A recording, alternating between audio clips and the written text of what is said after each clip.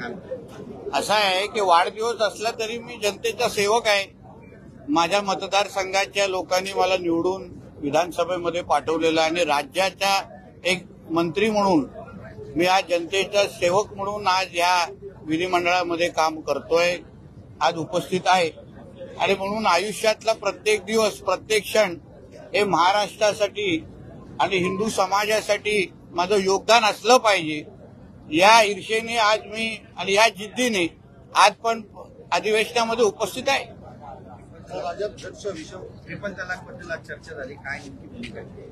असं आहे की मुळामध्ये जो विचारलेली जी लक्षवेधी होती, जे आमच्या फरांदेताई आमदारांनी विचारलेली मुस्लिम महिलांवर झालेला अत्याचार आणि त्या संबंधित झालेला GR आणि त्याला संबंधित आमचे मंत्री योगेश कदमजी अतिशय समर्पक असं उत्तर देत असताना या आम्ही जे वारंवार गजवाय हिंद चा उल्लेख करतो आम्ही की जिथे या हिंदू राष्ट्राला इस्लाम राष्ट्र बनवण्याचे जे मनसुबे आहेत त्याची काही चित्र आज विधिमंडळामध्ये बघायला मिळालं.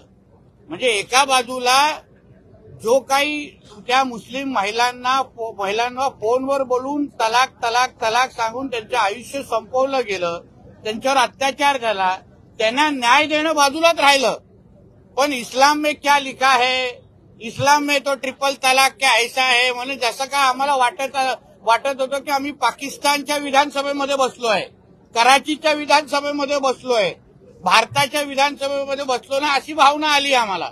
म्हणून आम्ही सगळ्या जणांनी आक्षेप घेतला आणि मुळामध्ये जे जे प्रश्न विचारत होते, ज्यांनी फरांदेताईंच्या लक्षवेधीवर आक्षेप घेतला, जे आम्हाला इस्लामचे धडे आमच्या हिंदू राष्ट्रामध्ये शिकवत होते, त्यांनी कधीतरी आम्हाला उत्तर द्यावं की त्यांना संविधान महत्वाचं आहे की इस्लाम महत्वाचं आहे की कुराण महत्वाचं आहे. कधीतरी त्यांनी माझ्याबरोबर अशा खुल्या व्यासपीठावर उत्तर दिलं पाहिजे. आणि ज्या समान नागरिक कायद्याचा विरोध हे लोक उल्लेख करतात ते संविधानामध्ये त्याचा उल्लेख आहे. ह्यांची तुम्ही घरं तोडायला जा, लँड जिहादच्या नावाने बुलडोजर चढवायला जा, ते लगेच संविधान समोर दाखवतात. आणि धर्माचा विषय आला तेव्हा याला संविधान आठवत नाही, बरोबर इस्लाम आणि कुराण आठवतं. म्हणून या सगळ्या गोष्टीवर आक्षेप आम्ही सगळ्या जणांनी घेतला. आणि म्हणून हे सगळे जी काय बडबड कोणाला पाकिस्तानची बाजू घ्यायची असेल आणि इस्लामचे धडे दाखवायचे असतील ना, तर मदरशांनी मस्जिदमध्ये जाऊन शिकवा.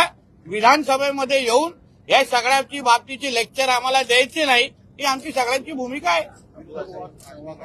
सरकार मुस्लिम विरोधी धोरणं राबवत आहे आणि त्यांची जी म्हणजे महिला अत्याचार कोणावर झाला, मुस्लिम महिलांवर, तर सरकार मुस्लिम विरोधी कसं झालं? म्हणजे तुम्ही तुमच्या जे जिहाद करणारे तुमच्या समाजामध्ये त्यांना सांगा ना, महिलांवर अत्याचार करू नका, ट्रिपल तलाक देऊ नका, हे सगळं सांगा तुम्ही. म्हणून अबू आझमीला खरंच म्हणलं तर खरंच वेळेत पाकिस्तान पाठवण्याची वेळ आलेली आहे, खुर्ची सकट. नाहीतर त्याला काय आता इथे जास्त इथे ठेवून इथे तो घाण करल्याशिवाय दुसरं काय करणार नाही. महायुतीतील मित्रपक्ष असलेल्या सना मलिक यांनी असं म्हटलंय की जे महाराष्ट्रात महिला गायब होत आहेत त्या फक्त मुस्लिम धर्माच्या नाहीत, सगळ्याच धर्माच्या आहेत. मग फक्त एक धर्म म्हणून टार्गेट केला जात आहे. असं आहे की जेव्हा धर्माचा जेव्हा विषय येतो ना, तेव्हा राजकारण, पक्षाचा झेंडा, आम्ही कुठल्या पक्षाचे कार्यकर्ते आहोत, कुठल्या महायुतीमध्ये, हे कुठलंच कोण मोजणार नाही. आमच्यासाठी आमच्या धर्माची अस्मिता महत्वाची.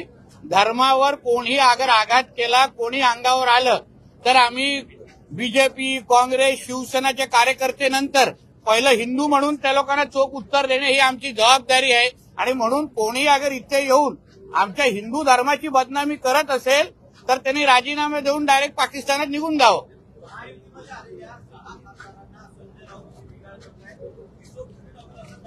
पण मला आश्चर्य असं वाटतं, बाळासाहेबांचा काळ अगर काही असंख्य ज्येष्ठ पत्रकार सांगतील, ऑपरेशन तुडवा सुरू कधी होणार आहे त्याची काय वेळ तारीख ठरली आहे का? बाळासाहेब असते तर अजूनपर्यंत सुरू झालं असतं. त्याच्यासाठी तारखा द्यायला लागत, हे सुक्या धमक्या देत आहेत. भोकनेवाले कुत्ते काटते नाही, त्याच्यातला संजय राजाराम राऊत आणि उद्धव ठाकरे आहे. हे चावत नाहीत. आदित्य ठाकरेचा आणि चावण्याचा काही संबंध नाही. मुळामध्ये मला नार्वेकर साहेबांना पत्र देऊन विचारायचे ह्या एंट्री पॉइंटवर आदित्य ठाकरेच्या एंट्रीवर कशी एंट्री होणार, कारण आता ती स्कॅनिंग करतात ना, कधी कधी आवाज आणि फोटो दाखवतात, पण आवाज आणि मेल आहे की फिमेल कसं कळणार, असं तो विषय आहे थोडा. आणि म्हणून त्यांनी या संजय राजाराम राऊतनी ऑपरेशन तुडवा जरा लवकर चालू करावं. आम्ही थांबलोय. जुने शिवसैनिक असते ना तर आतापर्यंत चालू करून मोकळे झाले असते. हे उगाच ते सुक्या धमक्या देणारे. राज्यमध्ये गोसेवा आयोग आहे, 3 वर्ष झाले, हत्याबंदी कायदा पण आहे. सामान्य शेतकऱ्यांना काहीला अनुदान देण्याची काही फक्त गोशाळेतील पशु यांना अनुदान दिलं जातं. या संदर्भात असा काय प्रस्ताव आला तर द्या, आम्ही विचार करतो. हिंदुत्वही विचारचं सरकार आहे. सगळ्या दृष्टिकोनातून विचार करू आणि पावलं उचलू. तलाक के बारे में हिंदी में आपकी राय जानना चाहेंगे. आज एक बार वापस ट्रिपल तलाक के बारे में चर्चा हुई, दोनों तरफ से चर्चा है. देखिए, ट्रिपल तलाक जो हमारे प्राइम मिनिस्टर मोदी जी ने उसके बारे में हमारी सरकार ने ट्रिपल तलाक के बारे में एक डिसीजन लिया है, मगर यहाँ पे हमारे हिंदू राष्ट्र में रह के इसको हमारा संविधान ही मानना नहीं है. हमारे केंद्र सरकार ने लिए हुए निर्णय या डिसीजन ही अगर उनको मानना नहीं है तो वो कभी भी पाकिस्तान और इस्लामाबाद में जा सकते, कोई रोक नहीं रहा है उनको. मगर जो लक्ष्यवेदी हमारे फरांदे ताई जो हमारे आमदार है, उन्होंने जो का विधायक है उन्होंने उठाया, उसमें एफआईआर हो गया है. उसमें 2 या 3 मुस्लिम महिलाओं के ऊपर अत्याचार हुआ है, उसके बारे में हुई लक्ष्यवेदी.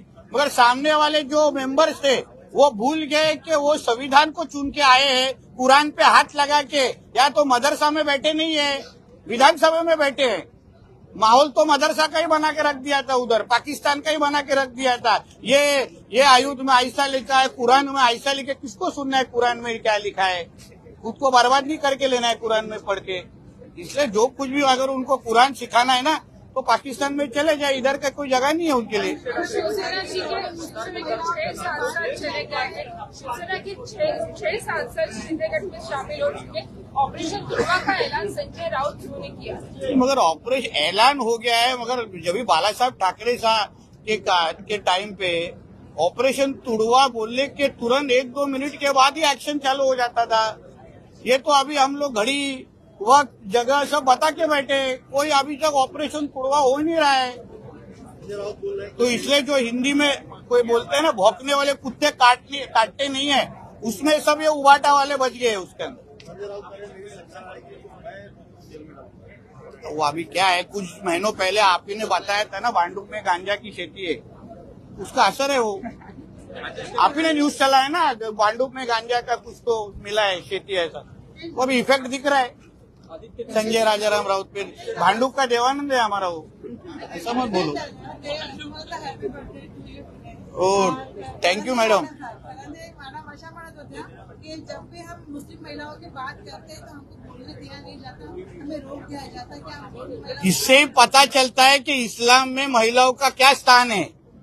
जब भी हम महिलाओं के हित में बात कर रहे हैं, फिर वो हिंदू हो, मुसलमान हो, क्रिश्चियन हो, कोई भी, अगर उनकी हित की बात हो रही होगी तो हमें सभी को उसके साथ में आके उसके लिए करना चाहिए. मगर तो भी कुरान को सामने रख के उन महिलाओं के ऊपर किया हुआ अत्याचार को जस्टिफाई किया जा रहा था. यही क्या कुरान में लिखा है क्या? इसी को इस्लाम कहते हैं क्या? इसका जवाब वो लोग ने देना चाहिए.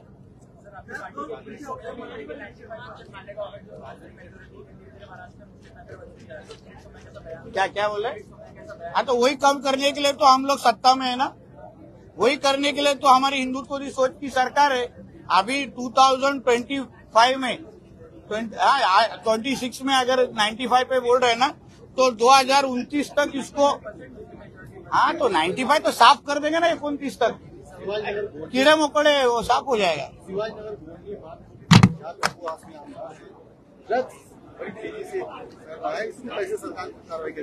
क्योंकि ये लोग ही उनको एजेंट को पालने वाले ही अबू आदमी वाले लोग सब लोग है ना. वहाँ का स्थानिक विधायक ही अगर उसको बंद नहीं करवा सकता है तो उसका जिम्मेदार अबू आदमी जैसे विधायक ही है. मैं मेरे कॉन्स्टिट्यूंसी में अगर ऐसा कुछ गलत हरकतें होती रहेगी तो जिम्मेदारी मेरी भी होती है उसको बंद करने के लिए. तो फिर अबू आदमी जी को मालूम नहीं उनके उधर ड्रग्स भी सप्लाई कौन करता है. थोड़ा मदरसा में चले जाएंगे तो मिल जाएंगे उधर. राणीसाहेब बीड मधला एक प्रश्न आहे. एक तरुण भांडण सोडवण्यासाठी गेला होता, मात्र त्याची हत्या करण्यात आली. 30 तास होऊन अधिक वेळ झालाय, मात्र वेळ ताब्यात घेतला नाही. आता माहिती घेतो, योग्य ते कारवाई करू आणि असं उशीर झाला असेल तर उशीर होण्याची कारणं पण माहिती घेऊ, त्याच्यावर बोलू. आणि खासदार बजरंग सोनवणे यांच्या मुलाचं देखील त्या प्रकरणामध्ये नाव घेतलं. आता तुम्ही बोलताय, माझ्याकडे माहिती आल्यानंतर त्याच्यावर आपण अधिकृत बोलू शकतो.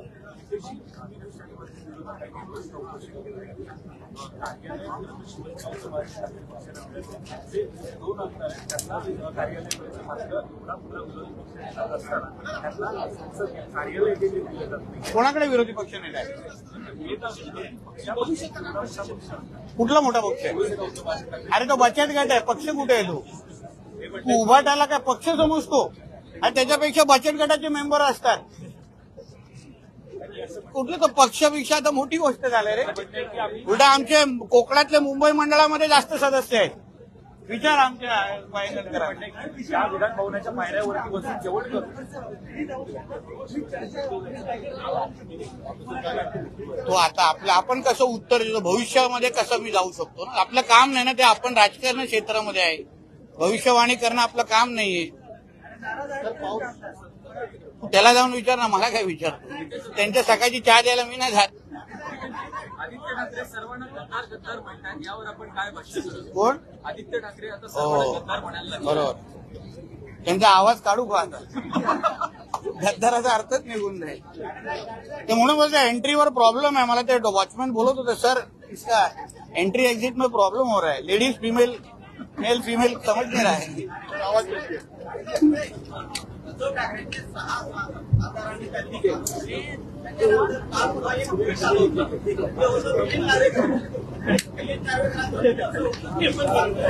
याचा अर्थ एवढाच आहे की भास्कर जाधव कधी अगर चुकून त्यांना विरोधी पक्षनेता मिळाला तर भास्कर जाधव विरोधी पक्षनेता नसणार.